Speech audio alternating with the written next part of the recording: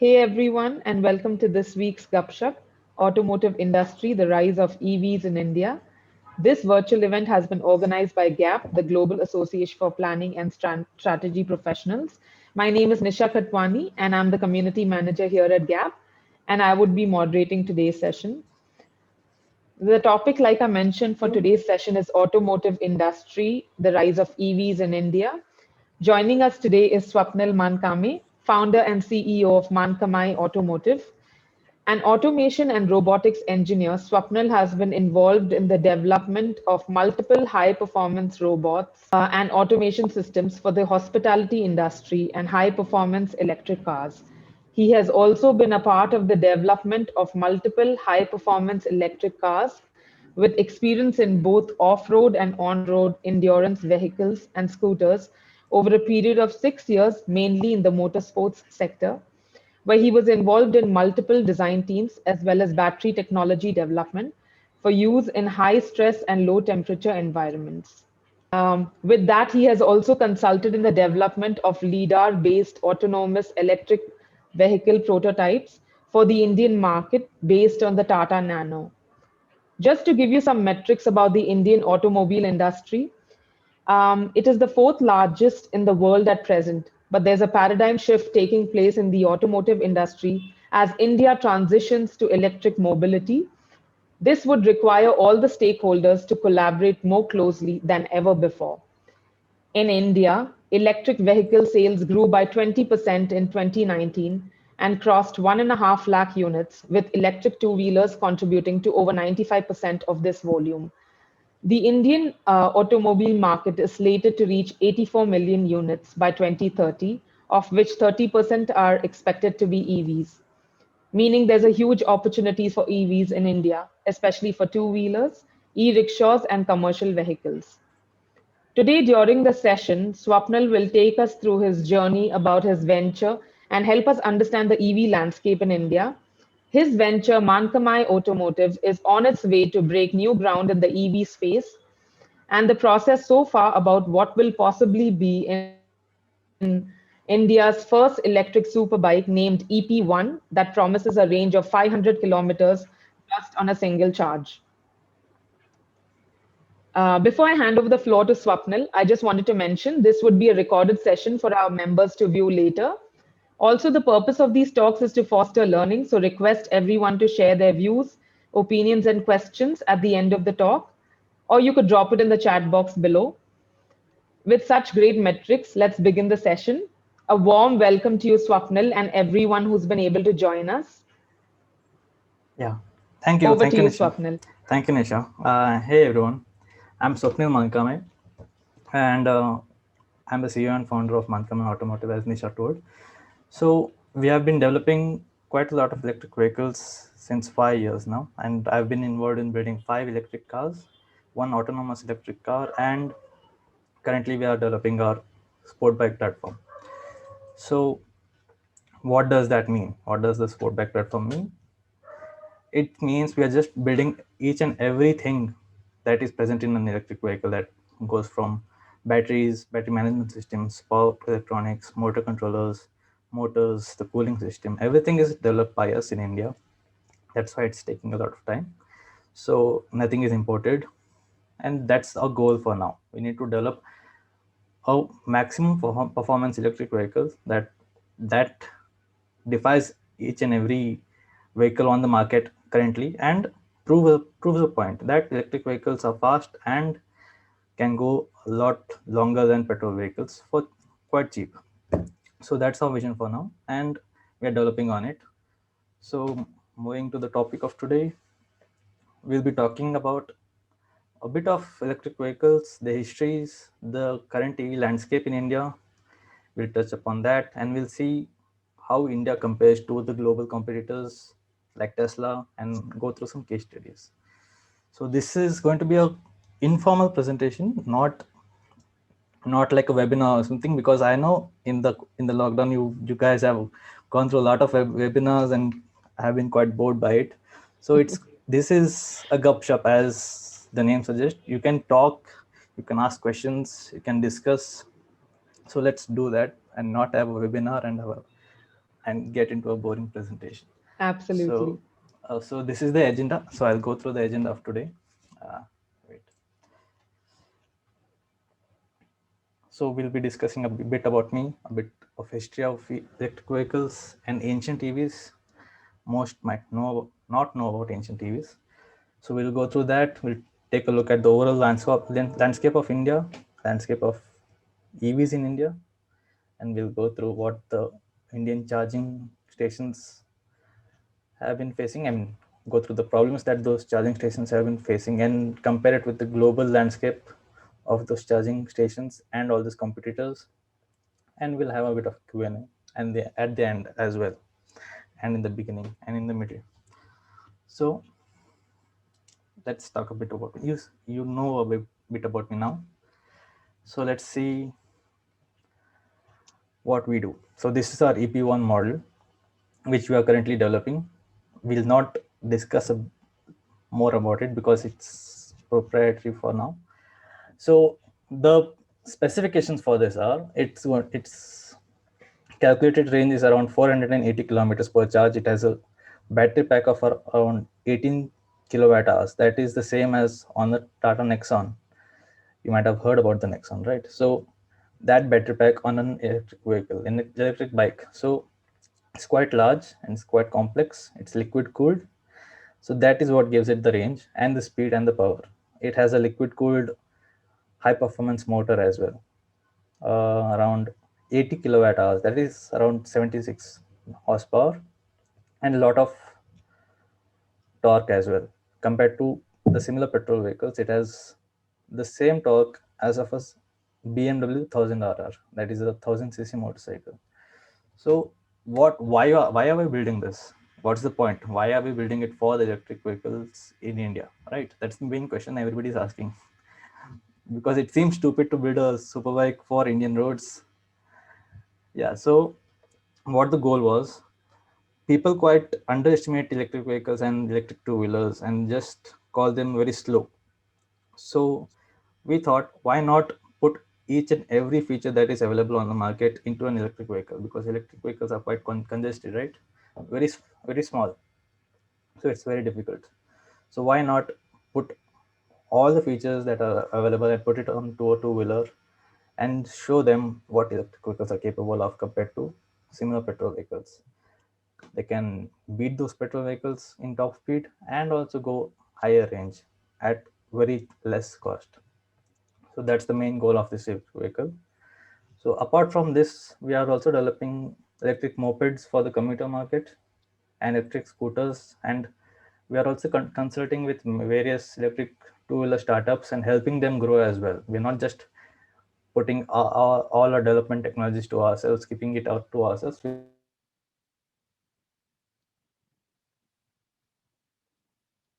helping them grow as well. Can you hear me? Yeah. Okay. So instead of keeping all these technologies to ourselves, we are helping all other electric two-wheeler startups grow as well. So that's a bit about us. Let's move on to some history. That's our journey itself. I mean, we started in 2016, and we're completely bootstrapped because nobody's going to invest in a super big startup for Indian roads, right? So each and every component developed is by our own money itself. Everything is bootstrapped, and we want to prove a point. And once we get it to the market, we'll go for investors, but not now. So now that you know what we do and what we've been doing, let's move on to a bit of history. Most of you might not know that electric vehicles have been around hundreds of years, before hundreds of years. For example, this is the first electric vehicle that was around 1884. There was no gasoline vehicles before then. So their own chargers, their own batteries. They worked on lead acid batteries. They delivered milks. They were fleets. These were everywhere. There were no petrol vehicles. There was no pollution. There was no oil. Once electric vehicles started moving around, there were trucks that did deliveries. There were powerful trucks, electric powerful trucks that did deliveries all around the country. That was in the US. They delivered milk, eggs, groceries, and everything else in that manner itself. This is one advertisement for the electric trucks. As you can see, as you can see here, there were around the first electric trucks were called Walker electric trucks in Chicago itself. And let's see how it is charged. So this is, can you see this? Can you imagine this? This is the electric vehicle charging station in 1990. Nobody could imagine an electric vehicle charger, and everybody thought that electric vehicles were a new fad. I mean, they started in 2000 and new to the market, but they're not like that. They were electric vehicles even before gasoline vehicles were produced or even petrol vehicles were produced. They were present till 1923 itself. But what happened was, once Ford started building started building gasoline vehicles and started their assembly plants, mass manufacturing, electrics quite faded away because oil was cheap. Oil became cheap and they ran quite fast, and they didn't have to charge for a day or for a night, right? So that was the problem with electric vehicles. They had to charge the whole night or whole days or 2 days. They couldn't go far.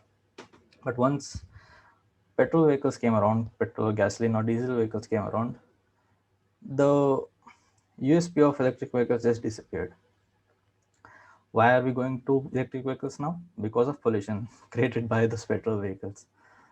So that's what happened over the years. They electric, then petrol, then again electric. So let's move on. Now that we know a bit of history of electric vehicles, let's move on to the current EV landscape in India and how it's moving around. You might have heard about the FAME 2 scheme produced by the EV government, right? Sorry, by the Indian government, right?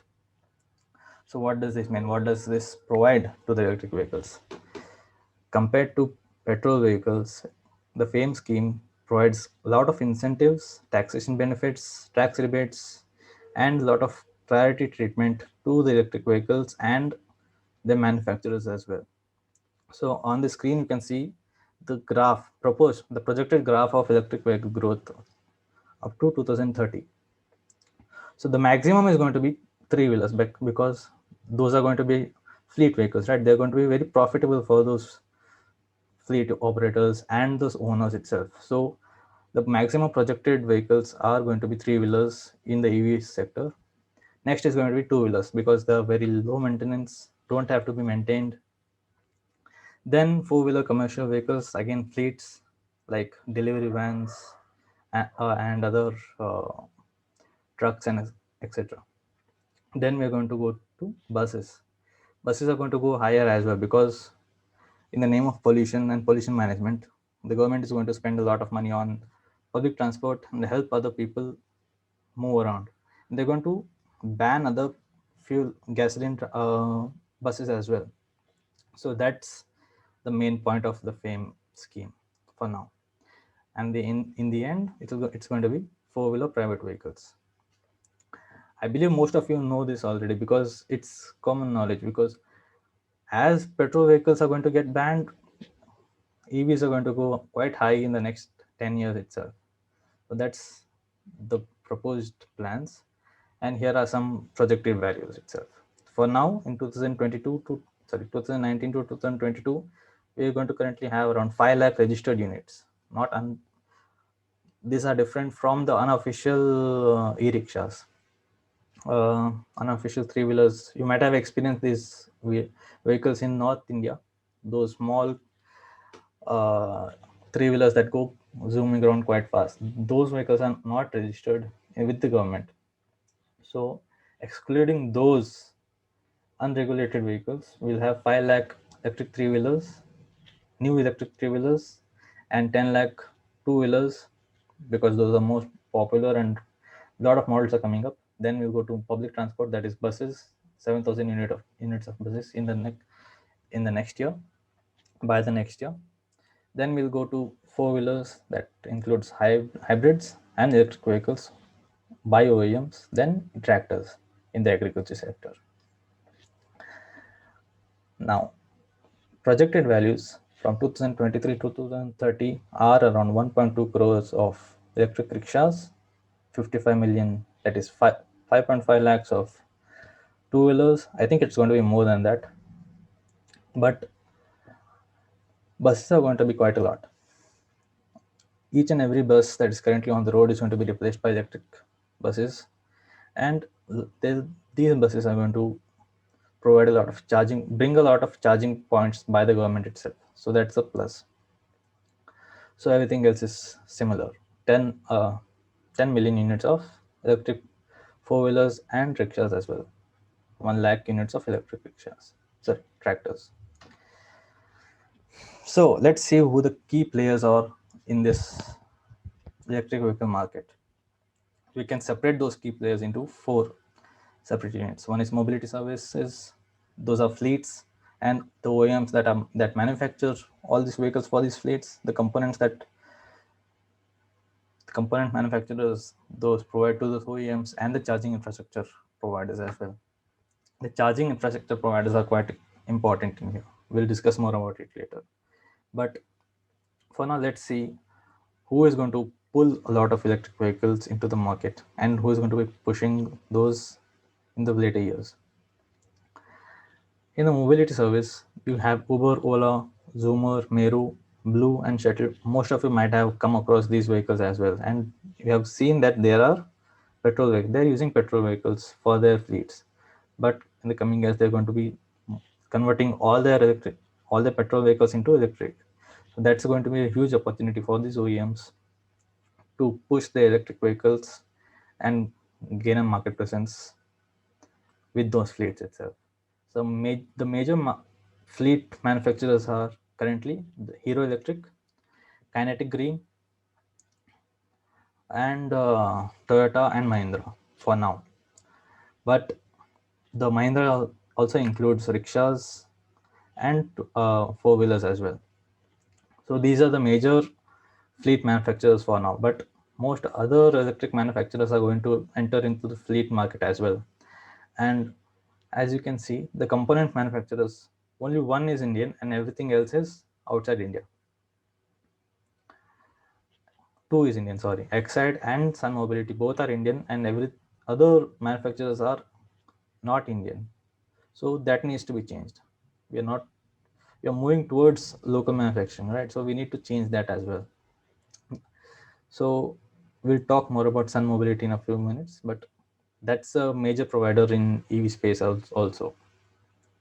And moving on to the charging infrastructure, most of this, except Magenta and Delta, are not Indian. So that needs to be changed as well. Why is that a problem? Because as we import more and more chargers, the cost goes high and the charging cost also goes high. Instead of just paying for the electricity, we pay for those chargers as well, the charging stations as well. So that needs to be changed for now. So these are the major players in the mobility sector, and we'll see what we can do about it. But as we stated, we need to talk more about Sun Mobility. Sun Mobility, including developing components, they also have started developing their own batteries, battery management systems, and their own swappable batteries also, and swapping stations. What do these swapping stations mean? So if you have a rickshaw or a two-wheeler and you go to a charging station, right, you'll have to wait 2 to 4 hours to get it fully charged. But with swapping stations, all you have to do is go to a charging station, take out your battery, replace the already charged batteries from Sun Mobility's charging station, and go ahead. It just takes around 2 minutes of stopping time. So that's a huge factor and huge destructive technology in the Indian landscape for now. So they have quite a lot of lead. So other than that, there's no other major development going on for now in the EV sector, other than OEMs developing their own electric vehicles. That's all. Let's move on to what the policy means in the FAME 2 adoption. Okay. So what has FAME 2 done in the vehicle manufacturer sector, charging sector, and fleet operator sector. As you saw, the major mobility players in India, let's see what FAME2 has done for them. So FAME2 supports local manufacturing. It supports 3-year warranties on vehicles, and it only supports lithium-ion batteries. So this pushes each and every OEM to build vehicles with lithium-ion batteries and skip lead-acid batteries. Then even if your vehicle has a lead-acid battery, it's not allowed in the FAME2 subsidy, and there's no incentives given for those vehicles as well. So FAME2 also does not support completely built units.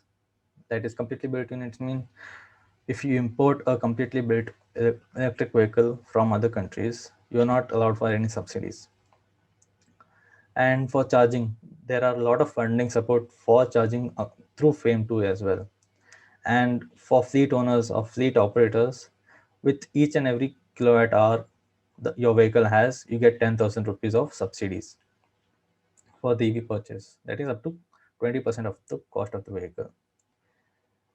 And there are a lot of supporting policies by the ministries as well and individual states as well. So there's custom duty relaxation on import of EV components, not import of completely built units, but import of only EV components. And there's GST reduction on chargers. Before it was 18% of GST, now it's just 5% on chargers. There's no license to operate the charging infrastructure. There's special electric tariff permit at charging of resistance, sorry, at the residence or at the office. We get special electric tariff. That is quite a plus because a lot of people fear that they'll have high electricity costs. That's why they just opt out of getting a charger at the residence, sorry, residence or at their office, right? So TM2 does support that and give you lower charges. So later on, you get the same thing, the 5% GST on the purchase of EVs. On regular electric vehicles, so on regular vehicles, you get 18% GST, but on electric vehicles, you get 5%. That's quite a lot less, right? So that's another policy. And by the state, I mean, there are other EV policies by the state as well. There are capital incentives for small businesses, EV startup incubation funds as well, EV skill development by the government, and a lot of space provisions. I mean, for example, in Dharwad or in Karnataka, there are SEZ zones that provide a lot of space and a lot of incentives in those spaces for electric vehicles itself. There's no import duties, there's easy imports, there's easy permits. There's a lot of support by the government for electric vehicle manufacturers itself. A lot of capital incentives as well. So there's a lot to discuss about FAME2, but we don't have a lot of time. But let's move on to that. This one. This is quite important. This is quite important. From 2011 to 2019, lot of electric vehicles in India were completely import dependent. What does that mean?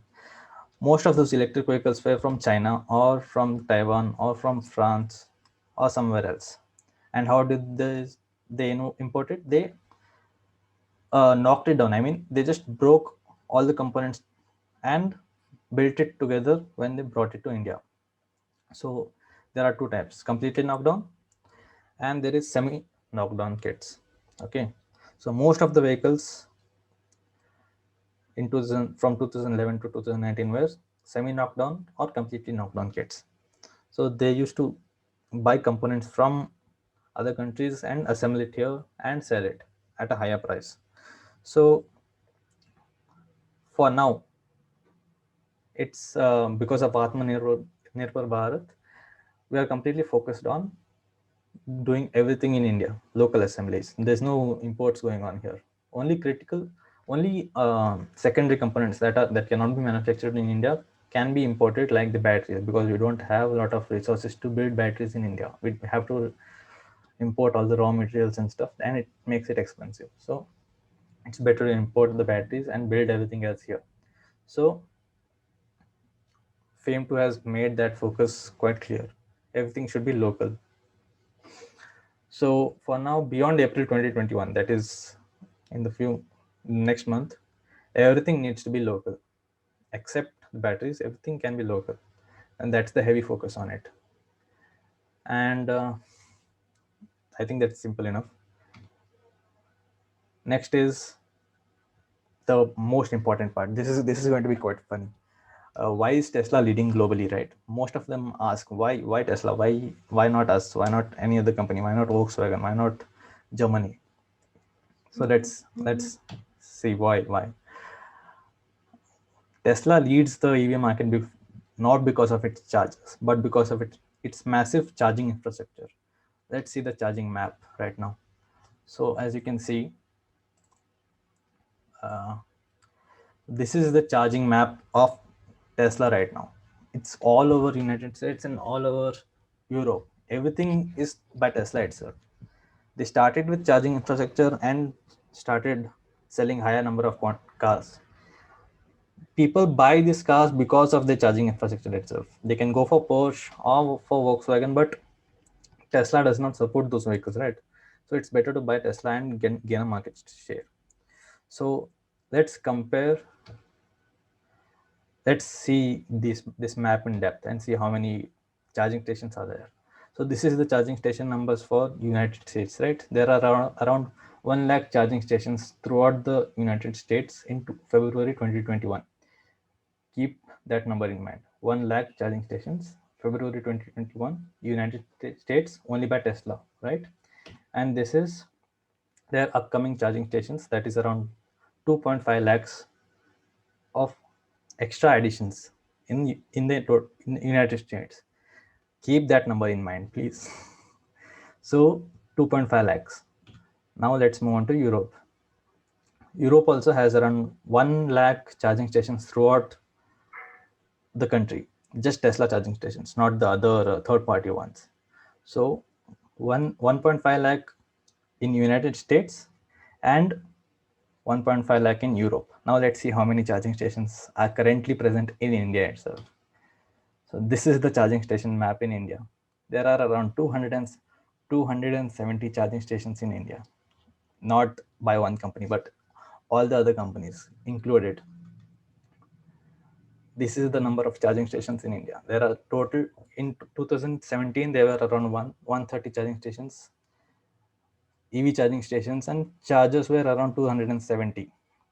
Number of DC fast chargers were around just 24 throughout India, not just one city. Now in 2021, it's the number has grown to around 1,500 charging stations. Do you remember the number of charging stations that were present in United States? It was around 1,50,000.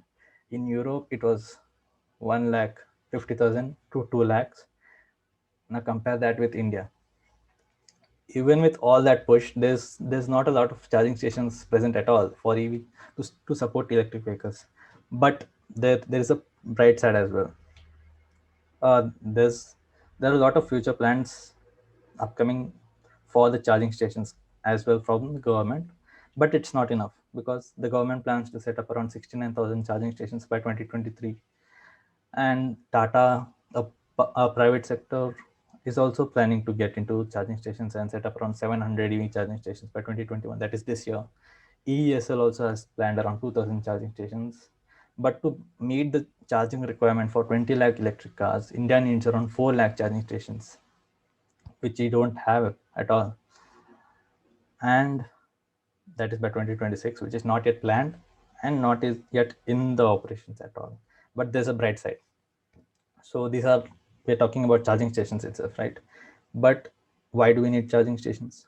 While you can just charge at your home itself, right?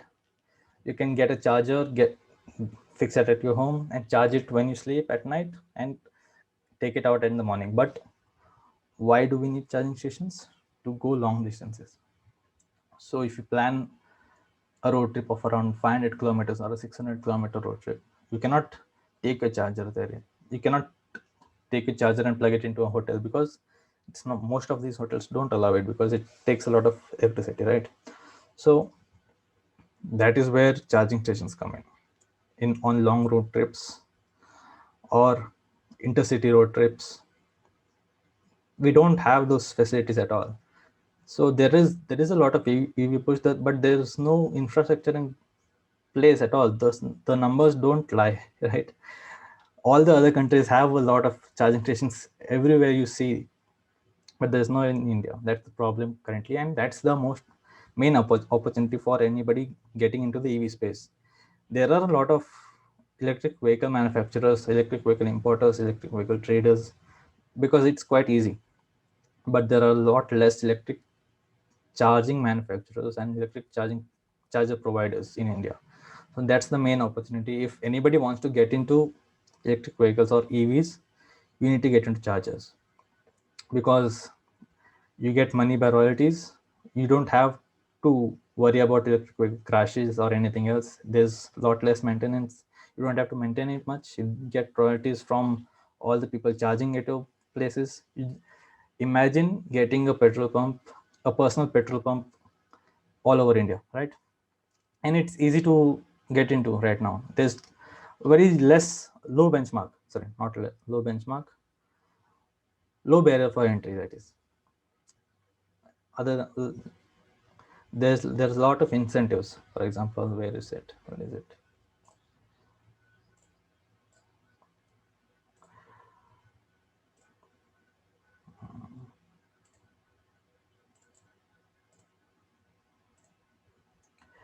As we saw in the frame structure, right?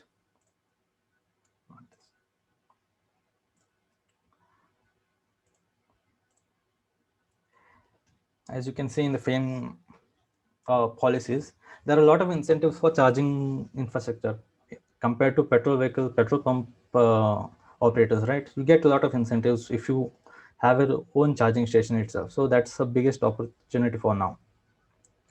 So I think you can get into that, and that's the main future for electric vehicles in India. There are a lot of electric vehicles coming up. There are a lot of electric vehicle manufacturers coming, but there are a lot less electric vehicle chargers coming up.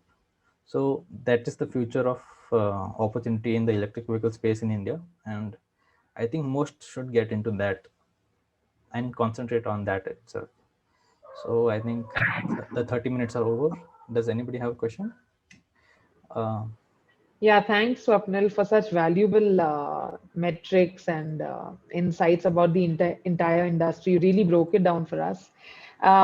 Yeah, so we are open to discussions or questions. If anybody would like to add anything, we are open to that. I would have a question. Hi, Swapnil, Mithun Hi, here. hi, Mithun.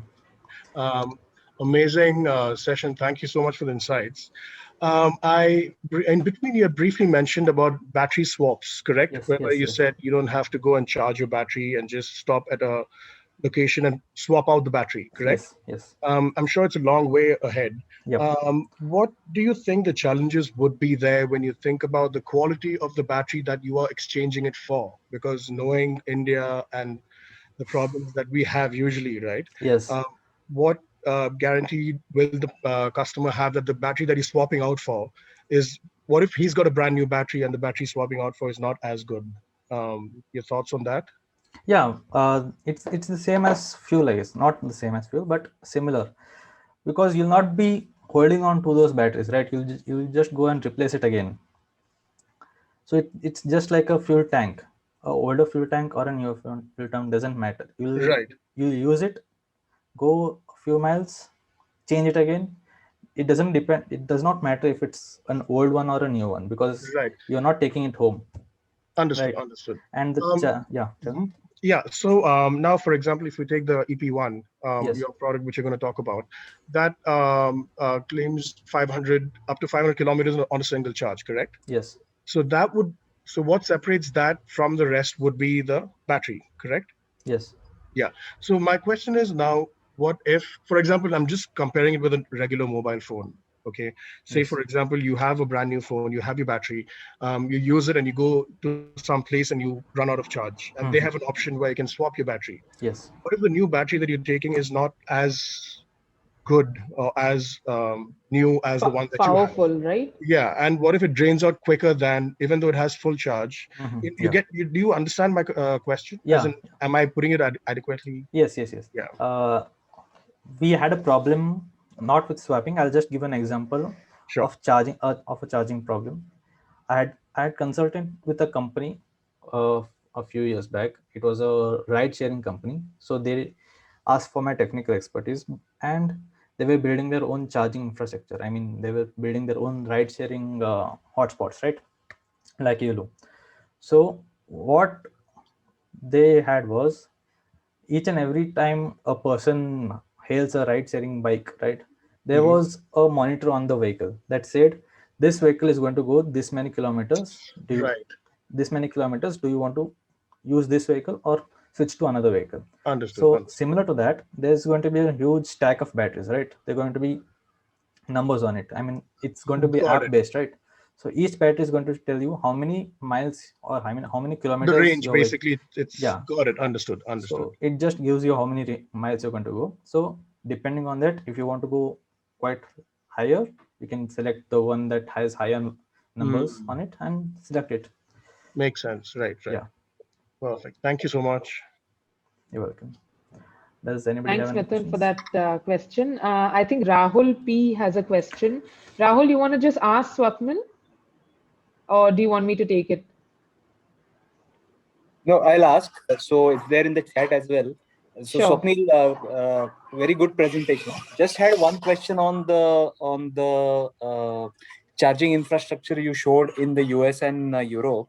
In Yes. your knowledge, what percentage of these are based on renewable electricity, and how do you see that changing over next few years? Is it going to be more grid based, or is it going to be more renewable? What is your take? Which is, Currently, yeah, tell me. yeah. Uh, Did you finish the question or did I just interrupt you? No, I think I finished. Yeah, go on. Okay, awesome. Currently in United States, it's not renewable yet. In the Europe, I think it's going to be mostly from renewable sources, but in the United States, it's grid based and it's from coal powered, right? So there's not a lot of renewable electric vehicle power generation sources in the United States for currently, because there's the landscape itself is quite huge, right, in the United States, and to transfer power from one side of the country to another is challenging. Instead of doing that, it's better to set up coal power plants in each and every part of the country and get power from that. But they're moving towards electric vehicles, sorry, moving towards renewable power generation, but I don't know the current percentage of renewable energy right there. But in Norway, I mean, in the Europe, it's currently around 80% renewable and 20% from coal in Norway itself. But in other parts of Europe, it's still 50-50. And they're moving towards renewable energy quite fast. But I can't say anything about United States because they are volatile. They move from one idea to another quite fast. Yes. So they're not quite focused on preserving the environment or going renewable. But for Europe, I can guarantee that it's quite fast, Yeah. and they're moving towards renewable quite fast. But similar to India, and India is also moving towards renewable and nuclear energy, right? Yes. And there are a lot of plans, but it's taking quite a lot of time. There's not a lot of chargers. There is a lot of push for electric vehicles, but no infrastructure. That's the problem. I think, did I answer your question, or Yes. do Yes. you have? Yes. Thank you. Thank you. Thank you, Rahul.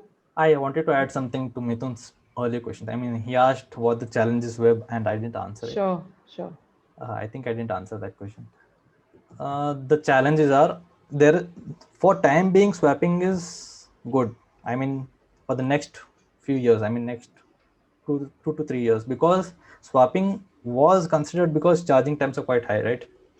But there are a lot of new developments in the EV industry, in the battery industry, that negate the USPs of swappers, because in Israel and in India, in Bangalore itself, Log9, they're building the graphene-based ultra capacitors that charge under 15 to 10 minutes, and they have proven those technologies as well. I mean, some of my peers have gone and tested those vehicles, and they can charge completely within 10 minutes. Those scooters, they can charge completely within 10 minutes and give you a range of 80 to 90 kilometers per charge. So it's better, right? You can just go to a charging station, plug it in, get a coffee, and go and get a fully charged electric vehicle. It's 10-minute charging. Lot better than swapping, because you don't have to worry about the quality of the batteries, right? So until those battery technologies go mainstream, swapping is good. But in the future, I don't think swapping would work, and I think swapping would get phased out by these ultra fast chargers. I mean, you also have ultra fast chargers on your own phones as well, right? Yes, I was just thinking about that. Yeah. So Swapnil, this graphene thing that you mentioned, but that's quite a long way ahead, right? Because pulling out the single layers of graphite as well and producing that on large scale, do no, you see that? Yeah. there are mass production facilities ready already. I mean, Oh, right. Okay. yeah, Okay. there are some technologies that I had read about it, but they are using those mass production technologies for graphene itself. I mean, they take one layer of graphene and Mhm. use it for building the nano uh, tubes for the batteries itself. I mean, Right. Log9 is doing that. I mean, they're still under testing. Hmm. Yeah, they have some issues, but they're going to go into production soon. Israel also has some graphene-based batteries. They have nano chemistries or something. Have you heard about StoreDot? It's a company in Israel that builds 5-minute charging Okay. electric batteries. So once those go mainstream, I think they can go mainstream in around 2026. If Oh, wow. those Okay. if those don't go mainstream, Tesla might come up with something, because we don't know what they are up to ever. Right. Yeah. So there are going to be quite a lot of technologies that we don't know yet, because none of those are going to be on the news. Right. And do you see the with the introduction, not introduction, with the entry of Tesla into the Indian market? Now they would have some sort of a plan in place because the sales of their vehicles would be directly connected to the number of charging points available or the charging infrastructure within the country. Correct? Yeah. Yeah. How Tesla works is they build demand, they build the charging infrastructure, then they go for Then they selling their right. vehicles. So Right. they have quite a lot of plans. That's the main USP of Tesla coming to India, because Hmm. if Tesla comes to India, there's a lot of urgency in building the infrastructure. Correct. Tesla won't care about the government at all. They'll just build their own infrastructure. They'll just go on with their business, build the entire charging network in India, leave everybody behind, then start selling their vehicles, because they don't care about anybody else. They don't wait for anybody else, right? Right. So Right. if this urgency comes to India, there'll be a lot of other companies, private companies, wanting to get a share of Get a that piece of the market, pie. Got it. Got yeah, it. Got piece it. of the pie. So they'll Love. start building their own quite faster than to beat Tesla. But I Right. don't know how it's going to go. Yeah, and you also, if I may, just sorry, Yeah. you also mentioned that there's a huge opportunity in the building the charging landscape, right? In case Yes. somebody Yes. wants to venture into this, that is something they should consider. Yeah. Why do you think there are not many people venturing in? As in, there are, of course, but then what do you see is like the major barrier for them to venture into that and set up things? Of course, capital is one, no doubt. Yeah. But There's a lot of capital, but another thing is the government is quite slow in land permits. I mean, right, yeah, no, a lot of businesses don't allow their land to get converted into chargers, right? It needs to be on public land or on private land, but most of Indian roads are on private land itself. I mean, encroached by private lands mm, itself. So right, it's difficult to get permits by the owners or by anybody to place the chargers there. That's why the most lead in the charging sector is going to be by Shell or Indian Oil Corporation, because they already have their own the whole correct, area for charging stations, right? So they are just right, putting their chargers inside the petrol inside, pumps itself, correct, petrol correct, stations itself. They're not worrying about other permits and all. right, So that's what the problem is perfect. right now. Thank you so much, Swapnil, Thank for you. that. Thank you, I'm Mithun, done. again. Yeah. And thanks, Swapnil. Swapnil, Anand, he's one of the members of GAP. He had a question for you. Anand, hi. Hi Nisha. Hi. Hi. Swapnil. Hey Anand, tell me. It was a Go for really it. great session, Swapnil. I mean, the insights you have and the understanding of this business and the overall landscape is commendable. So a long way to go. So all the best. Thank you. Two things which I have.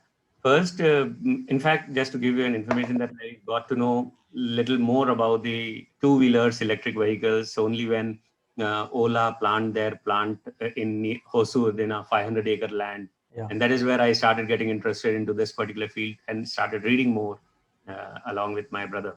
And so the question what I have is that two aspects to my question. First, what do you think is the appetite for a two-wheeler market of electric vehicles in India?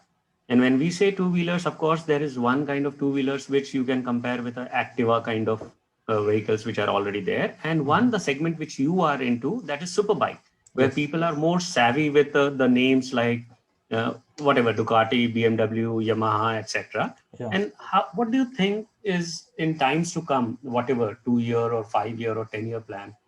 What is the spectrum for superbikes, electric vehicles in India? What do you think about it? There's a lot less because superbikes are a niche market, right? Yes. So it's better to control, because if you go, there's a lot less appetite. I chose superbikes because it leaves us a lot of area to experiment with. There's a lot of freedom, and plus there's not a lot of demand for it. So if you're a new company, you can just launch it. A small group of people is going to buy it, and if anything goes wrong, you can still control it. You have control over it. But with Fair point. low cost electric vehicles, right? If Correct, it comes to market and if it's a hit, it grows quite exponentially. You don't have any control, and it's a new technology. Lithium-ion batteries are not a joke, right? Yeah. They're quite volatile. They're still in experimentation and they're quite volatile. So if a vehicle that is quite cheap goes onto the market and is a hit, and it's difficult to control, difficult to manage, difficult to handle any tragedies, and because of those tragedies, people get a different mindset over those vehicles itself. Right. So respect to the appetite question, there's a lot of interest in electric two-wheelers that are cheap, but it all depends on the sentiment regarding those vehicles. There are people who choose electric two-wheelers to go to their offices, go to their colleges, because they're easy to charge at home itself. They can just plug it in your electric socket and charge it at night and take it out in the morning. They don't have to depend on the charging stations outside or in their office or in the colleges. So this and the fuel prices currently, these contribute to the appetite of electric cheap two-wheelers.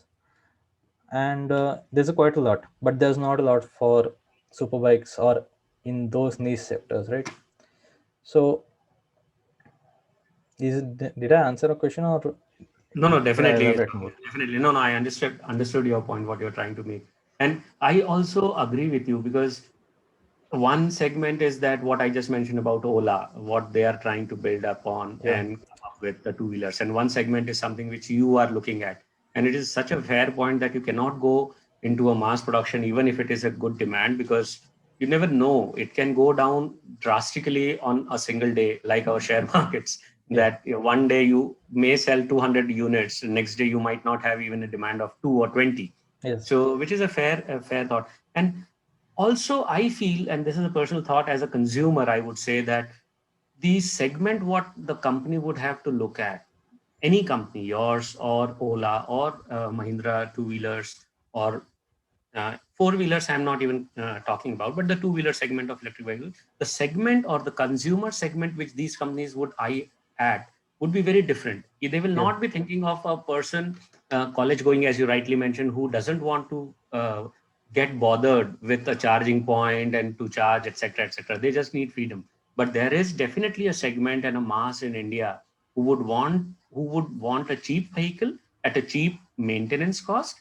And also okay to have that 10-minute break for getting it charged, or a 15-minute break to get it charged. So I guess way to go. All the very best. And again, congratulations for such a good session. Thank you. And I wanted to add something else. You mentioned Ola, right? Why is Ola building a mass manufacturing in electric vehicles? So they're taking a risk because they are a fleet operator. So all their Yeah. vehicles are in their own control itself. They're not going to customers. Everything is maintained by them itself. It's their own circle. So it's completely in their own control. So they're taking a high risk. But with those importers or traders currently in the market, they're selling it to the consumers without any service stations. I forgot one big thing in the presentation. I'll come to that. Okay. No worries. Okay. I forgot that. Okay. Ola has their own fleets, right? They can maintain it themselves. They can service those vehicles in their own sheds or something. But the importers or traders that are currently working in the India market, they are selling it, but they don't have any service providers at all. They don't have any service stations. They don't have any authorized dealers. They just sell it, import it and sell it, import it and sell it. This is quite bad because they sell it, and if there are any problems that are arising, there is no service stations to provide any help or customer support to those people, right? So this in turn demonizes electric vehicles in India. That is why it's quite slow.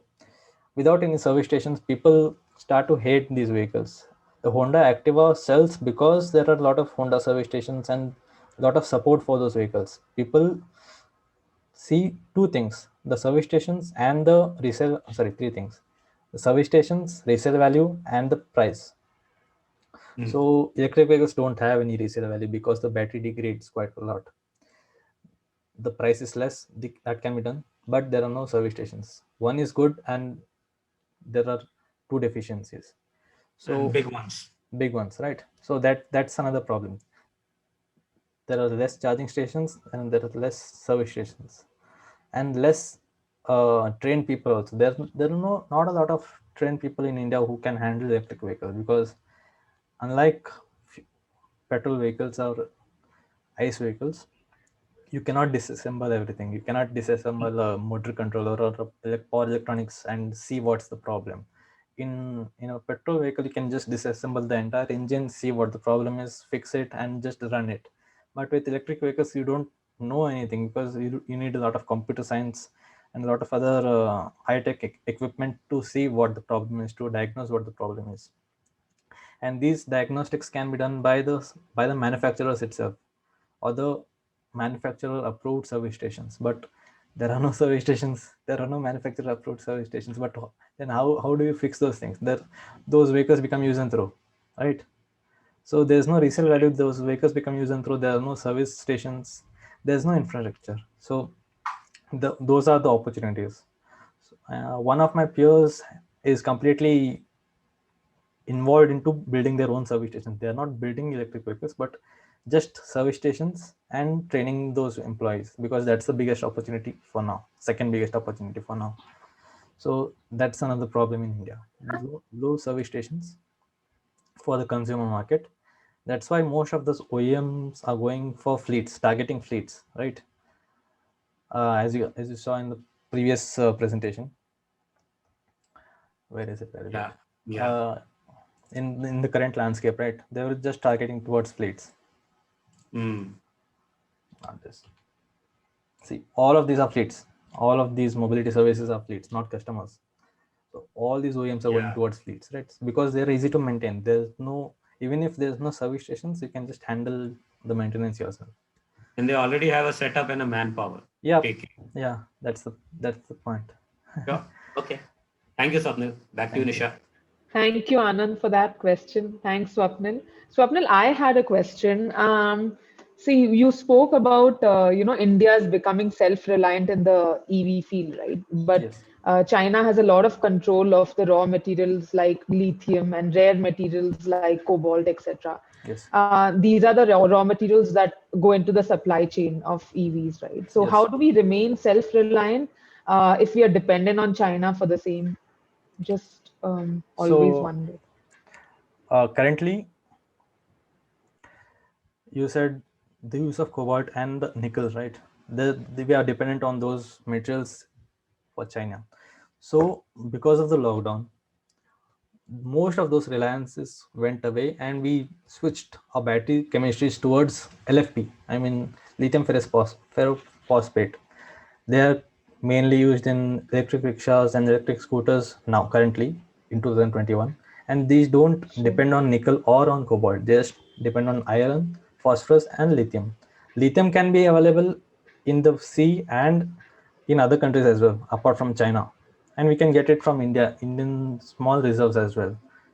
So I think that removes the dependency from China completely, and we can build our own batteries, lithium ferrous phosphate. But the problem with these batteries is these are not quite energy dense.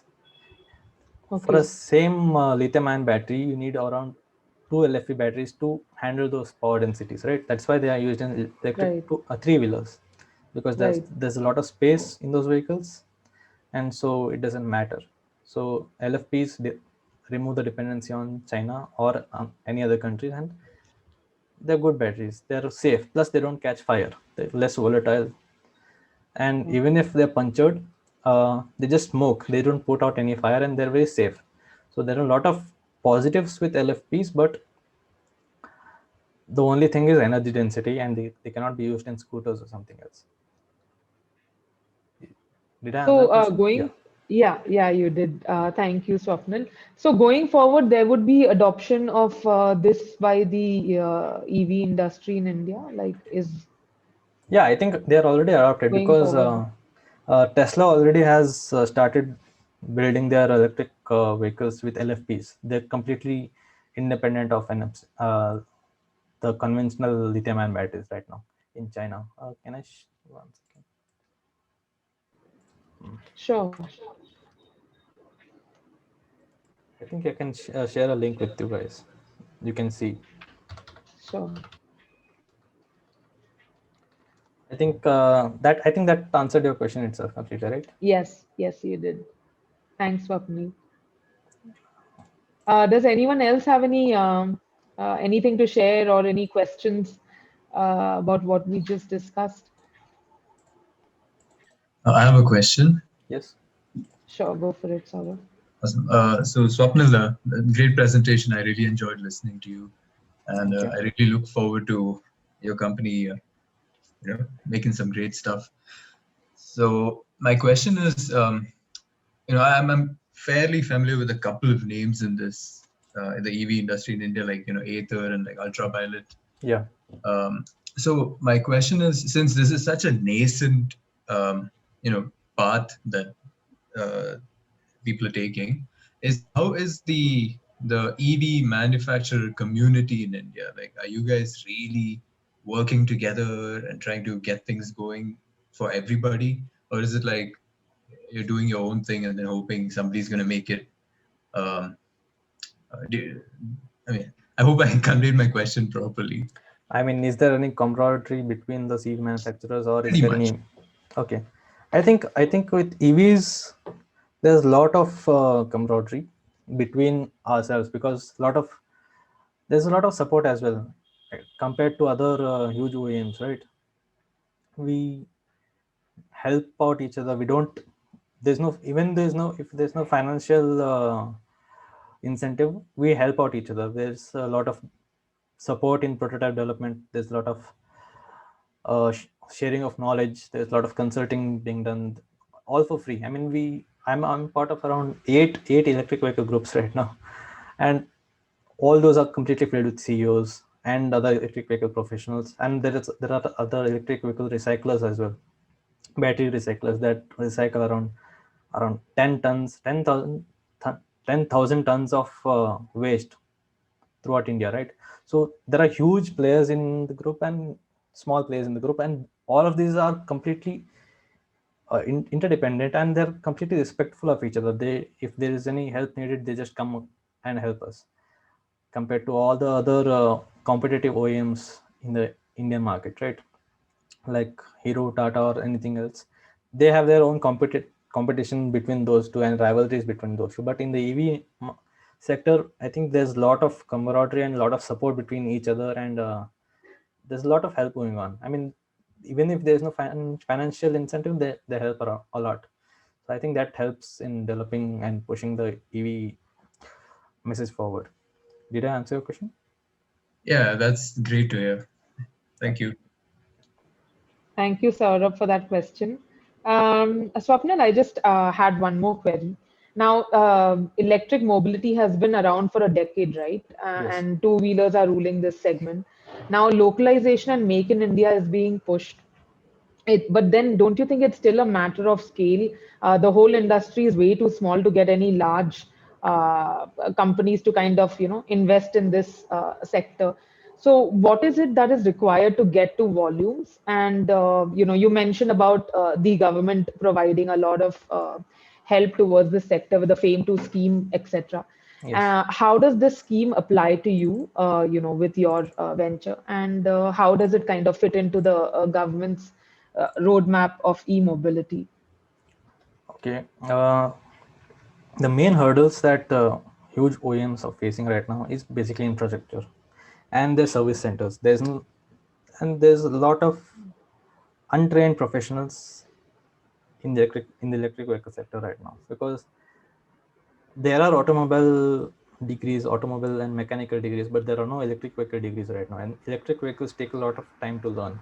I mean, electric vehicles Okay. contain motors and other high performance parts that need to be learned and studied quite a lot to make it perfect, right? And batteries are new. I mean, Sure. learning about batteries are also new. So Yeah. to get OEMs into the competition and into the market, first and foremost is building the charging infrastructure, because they obviously Mm. have analysts who calculate this stuff, but there'll be no demand if there are no charging stations, right? The charging stations are the main thing that produce the demand, because it's easier for the people to get their vehicles charged anywhere they want and without getting stranded.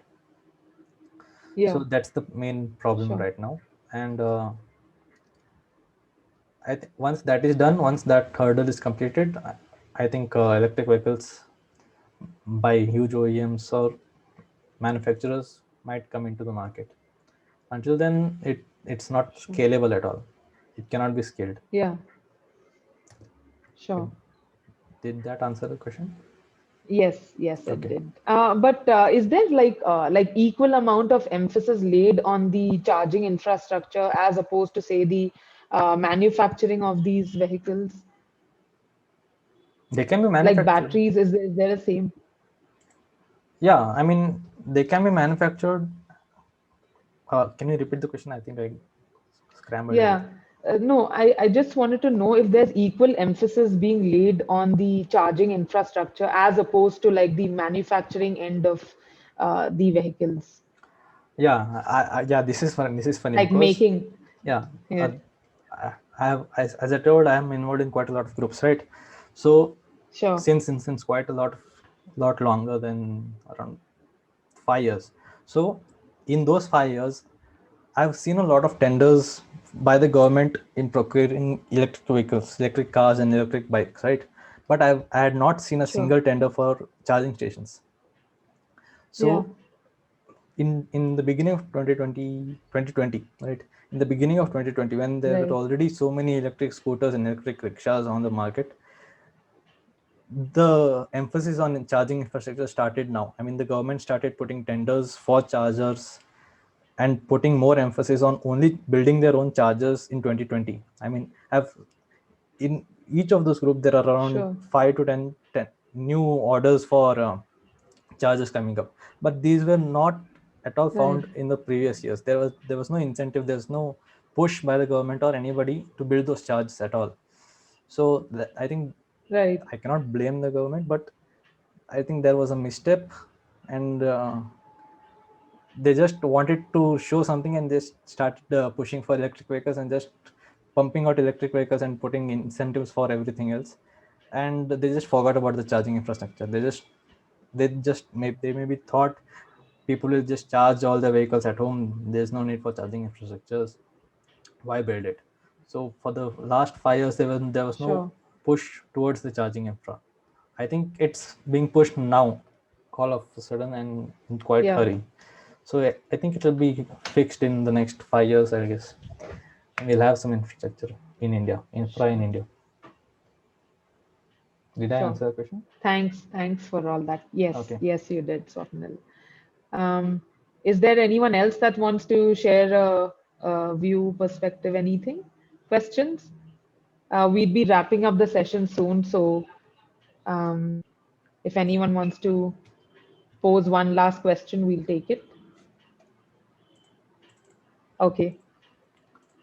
Yeah, I think we'll wrap up the session now, Swapnil. Okay, awesome. Thank you so much for that absolutely insightful and very, very valuable session. And I mean, it was great learning for me. And thank you everyone for joining us for the session. Thank you. Thank you for letting me. Have a good day, everyone. You too. Take care.